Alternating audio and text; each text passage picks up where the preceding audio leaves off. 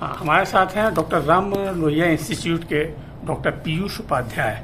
इन्होंने एक ऐसा ऐप डेवलप किया है जो कि भारतवर्ष में पहली बार डेवलप किया गया है। हम इन्हीं से जानते हैं कि इसके ऐप के क्या फायदे हैं और किस तरह से। डॉक्टर साहब, आपका बहुत बहुत स्वागत है सेहत टाइम्स में। हम बताइए हमारे दर्शकों को कि ये क्या आज हुआ है प्रोग्राम और उसके क्या फायदे हैं। जी नमस्कार। मैंने एक मोबाइल एप्लीकेशन डेवलप किया है जिसका नाम है लिवरपूल। ये 3 वर्ष की मेहनत के बाद हम इसको डेवलप कर पाए हैं और जिसमें पिछले 1 साल में हमको इसमें सफलता मिलनी शुरू हुई थी। इसके रिजल्ट्स अच्छे आने शुरू हो गए थे। ये भारत का पहला artificial intelligent assisted mobile application app है जिसमें आर्टिफिशियल इंटेलिजेंस की भी असिस्टेंस ली गई है, पूरी तरह से उस पर डिपेंडेंट नहीं है। ये क्यों बनाया है ये ऐप इसलिए बनाया गया है कि वो नवजात शिशु और इन्फेंट्स जो 1 साल से कम के बच्चे होते हैं, का विशेषतः नवजात शिशु जो पित्त की नली की बीमारी जैसे कि बिलियरी अट्रेसिया या अन्य पित्त की बीमारियों से ग्रसित होकर पैदा होते हैं, बाई बर्थ उनमें ये होती है। अगर वो टाइमली डॉक्टर के पास नहीं पहुंचते हैं, जैसे बिलियरी अट्रेसिया का मरीज अगर 60 दिनों के अंदर ना पहुंचे और लेट आए तो उसका ऑपरेशन होके उस सक्सेसफुल होने की चांसेस बहुत कम हो जाती हैं और 90 दिन के बाद तो ऑपरेशन ही नहीं होता। तो ऐसे सारे बच्चे फिर अल्टीमेटली लिवर ट्रांसप्लांट की तरफ जाते हैं जी। और अब क्या है, सरकार ने असाध्य लिवर रोग योजना भी चला रखी है। सरकार सबका फ्री में इलाज करती है। तो फ्री में इलाज हम उस मरीज का तब करें जब वो बेकार हो चुकी है, डायग्नोसिस से काफी आगे जा चुकी है, प्रॉब्लम्स आ चुकी हैं जी। तो उससे सरकार का भी व्यय फिर खर्चा ज्यादा होगा जो। बिल्कुल। तो इसलिए अब हमारी और जरूरत पड़ जाती है कि हम इसको और टाइमली डायग्नोज करें जिससे कि बच्चे का इलाज भी हो सके, पैसा लगे और पैसे जो लगे उसका रिजल्ट भी निकले। बिल्कुल। तो इसलिए हमारा दूसरा क्या है कि विदेशों में ये बीमारी को डायग्नोज करना एक तरह से मैंडेटरी है। वहां पे सरकारें $1 बिलियन रुपए खर्च करती हैं और इसके स्टूल चार्ट बने हुए हैं, कागज पे वो फोटो छपे हुए हैं कि ऐसा स्टूल होगा तो नॉर्मल है, ऐसा होगा तो एबनॉर्मल है। वो वहां पे सर्कुलेट, हिंदुस्तान के लिए भी बना हुआ है, लेकिन वहां पे वो सर्कुलेट करती हैं और उसमें ढेर सारा पैसा खर्च होता है, परिवारों को दिया जाता है, उनसे पूछा जाता है कैसा हो रहा है।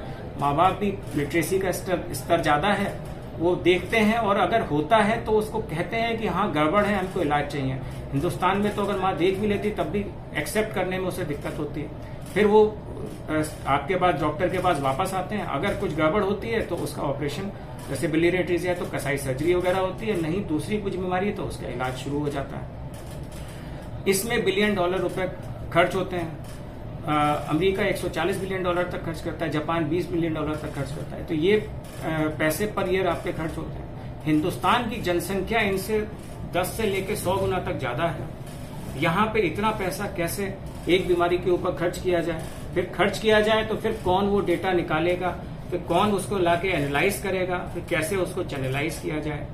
तो इसलिए हमने फिर ये ऐप इसलिए बनाया है कि डिस्पाइट स्टूल चार्ट होते हुए भी यहाँ पे सक्सेसफुल नहीं है, तो एक ऐसी चीज होनी चाहिए जो माँ बाप घर बैठे उसका इस्तेमाल कर लें, फ्री में इस्तेमाल करें, उनकी प्राइवेसी की ब्रीच भी ना हो और अगर उसका रिजल्ट ऑब्जेक्टिव तरीके से वही उनको बता दे कि गड़बड़ आ रहा है, क्योंकि अगर उसमें कुछ गड़बड़ आ जाएगा तो माँ बाप के दिमाग में ठनक जाएगा, नहीं मुझे अब डॉक्टर को दिखाना है, तो फिर वो अपने डॉक्टर के पास जरूर जाएगा और फिर वो जाएगा डॉक्टर को तो अपने आप एक डॉक्टर से उसका कनेक्शन बन जाएगा, जो कि विदेशों में इतना पैसा खर्च करके हो रहा था, यहाँ पे वो फ्री ऑफ कॉस्ट में हो जाएगा।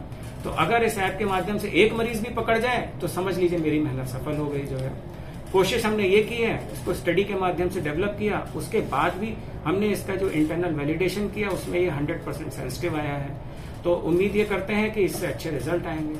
हम कुछ कदम और आगे गए, हमने इसका जो रिजल्ट बनाया है वो ऐसा बनाया है कि उसे आप शेयर भी कर सकते हैं। मतलब एक आंगनवाड़ी वर्कर भी कहीं अपने क्षेत्र में जाएगी जहां बच्चा पैदा हुआ है, वहां फोटो खींचेगी, अगर रिजल्ट गड़बड़ आएगा तो माँ बाप को बता सकती है या फिर वो रिजल्ट वहां के संबंधित मेडिकल ऑफिसर को शेयर कर सकती है उसके नाम और एड्रेस के साथ में, ये कर सकती है जी। अब गांव देहात का आदमी अंग्रेजी में तो यूज करेगा नहीं जी, बिल्कुल। तो हमने अब गांव भी, यूपी का गांव है वो अलग है, मिजोरम का गांव अलग है, कर्नाटक का गांव अलग है, इसलिए हमने इसको 40 भाषाओं में बनाया जिससे कि लोग कनेक्टेड फील करें।